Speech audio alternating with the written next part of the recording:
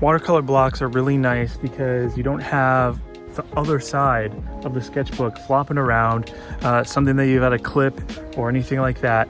You just have one solid block like this, and it's really convenient. It's really easy. So I'm going to come in with a little bit of a watercolor wash for the sky here. I'm going to wet the sky. I want my sky to be transparent because I want it to be the lightest thing.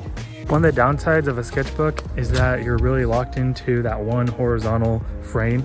Sometimes you can do vertical, but it's a little bit awkward again with the other page. It's just a lot easier on a watercolor block because you can literally rotate it. And so you're not locked into, even if it's just a mindset thing, there might be a workaround in a sketchbook, but with a watercolor block, every single time you can decide if you want to do a horizontal or a vertical composition. And I think that the more that you open up your mind and your eyes to trying different compositions and not just getting overly trained in just horizontal or just vertical, that's really beneficial for training your eyes to see the world around you and rethinking your composition and your design. It'll often lead to better sketches. And I'm gonna dry brush that, which I'm taking the brush and I'm drying it off on the rag and then kind of using the side of the brush. This is why it's nice to have textured paper as well. Another thing that's really nice is you don't have to tape your watercolor block. This is already glued on all the edges, and so I don't have to tape it. But if you like to tape it for a border, which sometimes I do in my sketchbooks, this paper won't tear very easily at all because it's 100% cotton. So that's like a really nice thing about using watercolor blocks. And while sometimes it can be fun to paint across the gutter of a sketchbook, sometimes I feel like it's a little bit inconvenient. Sometimes the way you've drawn out your sketch, the gutter's in an awkward place. With a watercolor block like this, there is no gutter. And so you have the whole page to use at your disposal, and you don't have to worry about running into the gutter or anything like that. Depending on what kind of paper you have in your sketchbook, the odds are that whatever you get in a watercolor block is going to be much, much superior paper quality. This is 100% cotton, and it's also archival, so it makes it really, really nice to paint on. I think a lot of times, I know for me, when I've done urban sketches, I haven't really thought about wanting it to be something that's precious or particularly good, and I'm probably not going to sell it, right?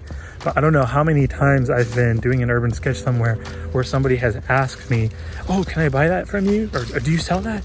And then you kind of got to either decide between trying to cut and destroy your sketchbook and cut a page out, which is like a very delicate procedure sometimes. It's really nice to have it on a watercolor block because you can just tear out that piece of paper and hand it to them. You can sell it to them right then and there. I know, like, I'm a big advocate for using sketchbooks and for not being precious about what you're sketching. In a way, like, you can kind of reinforce your anxiety about the fancy piece of artwork. If somebody comes to you for a commission, all of a sudden that anxiety ramps up because you've been just doing cheap throwaway sketches that aren't a big deal. But what do you do when it is a big deal, right? Or if you want to break into that. And I think just to push back on that, if you use high quality paper and you're used to doing that in a way, you don't make your sketches too precious. If it's a great, wonderful sketch that you can sell, great.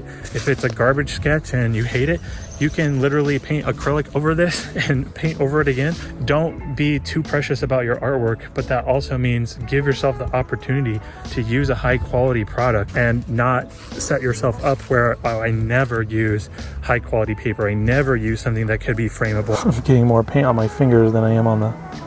You're almost reinforcing in your mind this idea that you're not an artist. Boost yourself up and practice that whole idea of using good art materials, using archival paper, using something that could conceivably be framed or sold.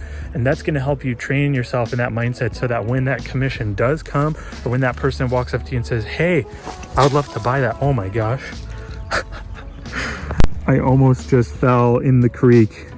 Well, I was getting really passionate about what I was telling you guys, but you can do everything with a sketchbook. You can do the same thing with a watercolor block. And this isn't something that has to replace your sketchbook. By no means. I have tons of sketchbooks that I use all the time. It can be something that you add to your arsenal.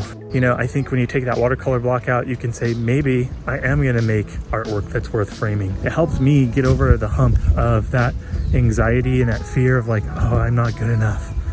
You are good enough. If you want to watch the full-length tutorial of this video, click here.